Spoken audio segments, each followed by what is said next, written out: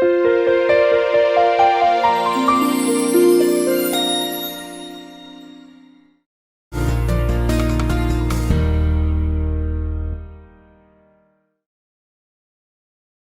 انشا کا سفرنامہ۔ چلتے ہو تو چین کو چلیے۔ تحریر ابن انشا، آواز عارف باحلیم۔ وہ دکان اپنی بڑھا گئے۔ ٹوکیو میں ہمیں اپنے ہوٹل کے کاؤنٹر سے ایک کتابچہ ملا، Tokyo night life and shopping. اس شہر غدار کی دن کی زندگی کم اور رات کی زندگی زیادہ مشہور ہے۔ کوئی سال بھر ہوا رسالہ ٹائم نے لکھا تھا کہ وہاں کے نائٹ کلبوں میں اتنی بھیڑ بھاڑ رہتی ہے کہ بیچاری میزبانوں کو بیٹھنے کی اور کوئی جگہ میسر نہیں آتی سوائے معزز مہمانوں کی گود کے۔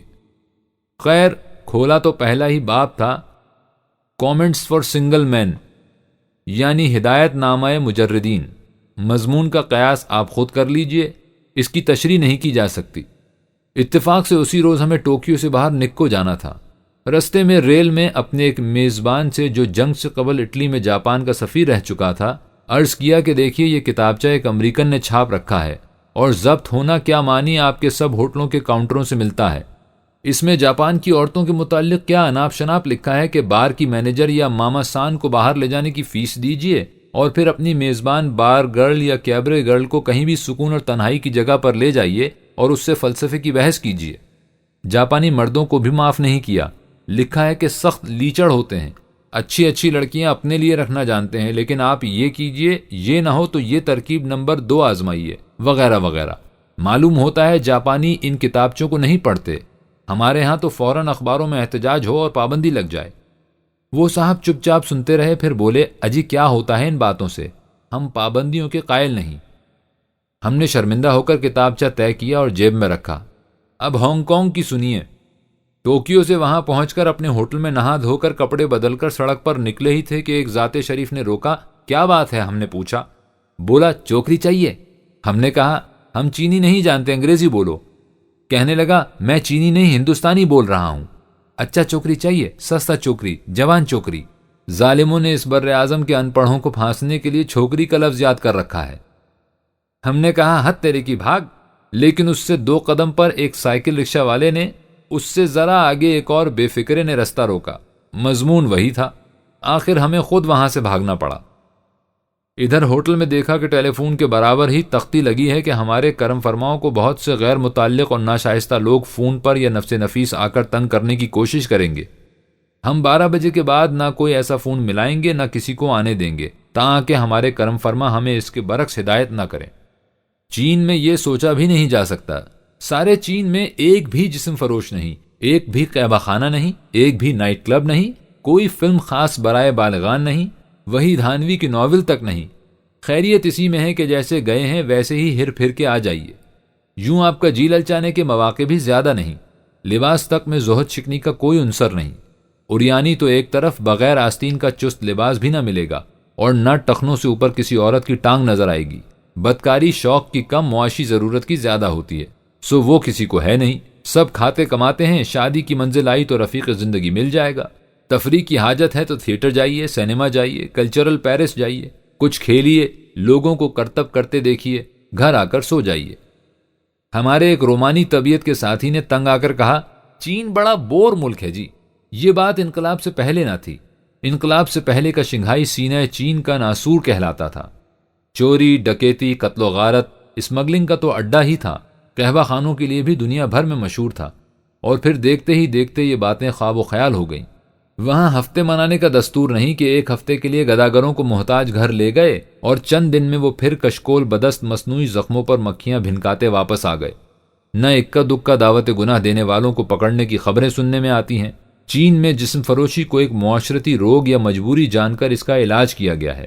محتاجوں کو شہروں سے نکال کر قصبوں اور دیہاتوں میں منتشر کر دیا گیا جہاں ان کے ماضی کے ذکر سے شرمندہ کرنے والا کوئی نہ تھا۔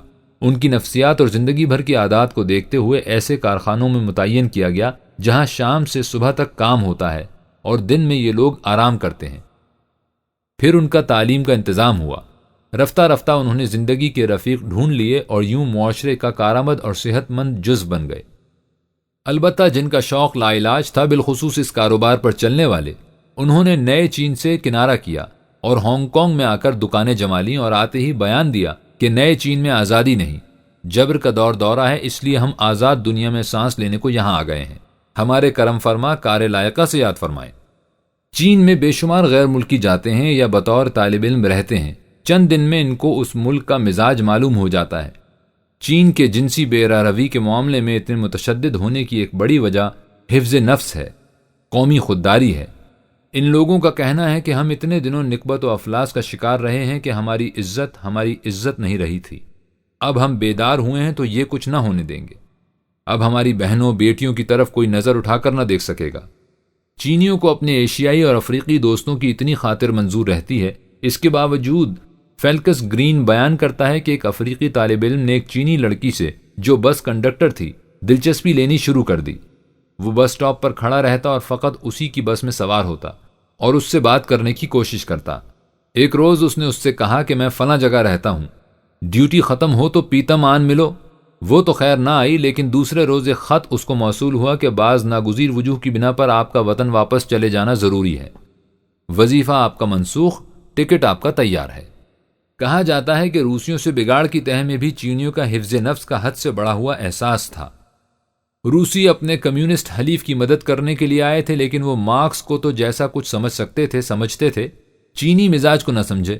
انہوں نے خود کو چینیوں سے عرفہ کوئی چیز سمجھنا شروع کر دیا اور اس کا اپنے رویے سے اظہار کیے بنا نہ رہ سکے، حتیٰ کہ ایک روز چینیوں کو کہنا پڑا کہ نماز ہو چکی، مسلح اٹھائیے، یہ رہے آپ کے ٹکٹ۔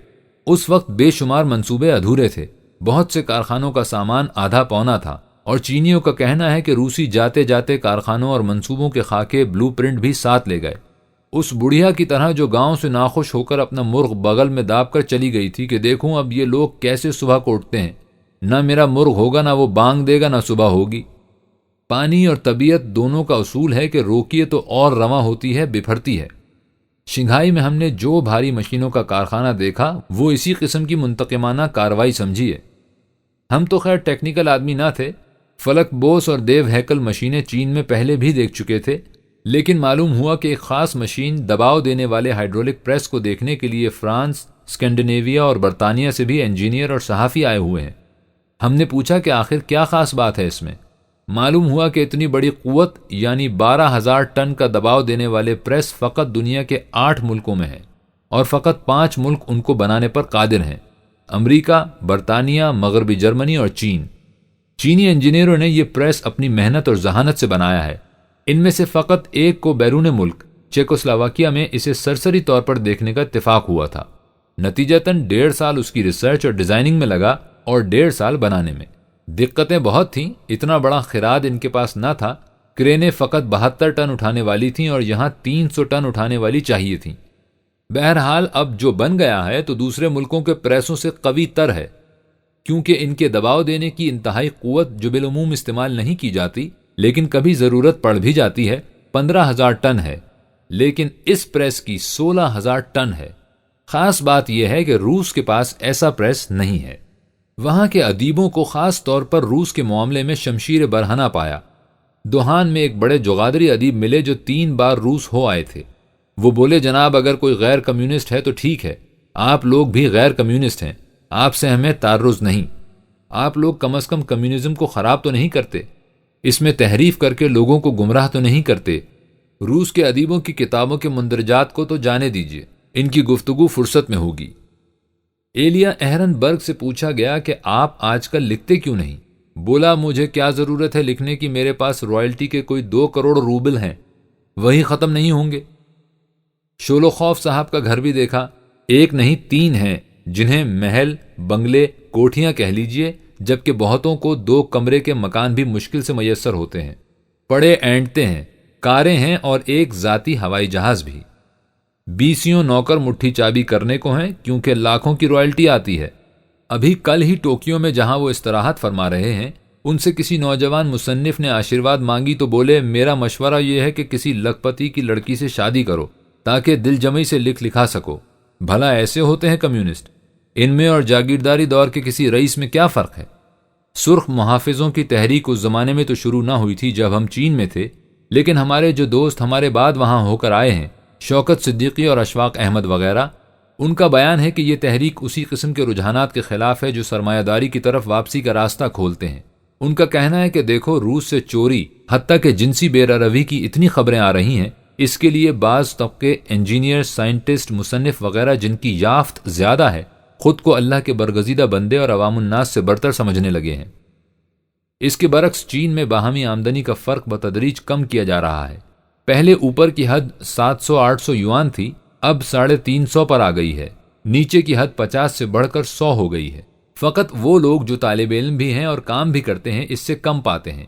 کوئی دن میں نیچے کی حد اوپر کی حد سے جا ملے گی، اور اس کے بعد پوری قوم کی محنت پوری قوم کی ہم سطح خوشحالی کے کام آئے گی۔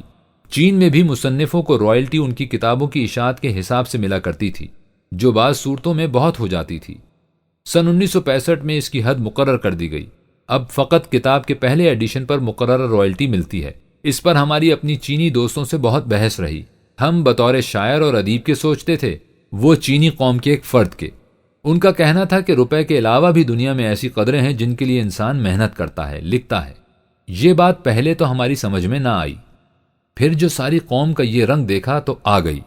اسے کہتے ہیں حیات لے کے چلو، کائنات لے کے چلو، چلو تو سارے زمانے کو ساتھ لے کے چلو۔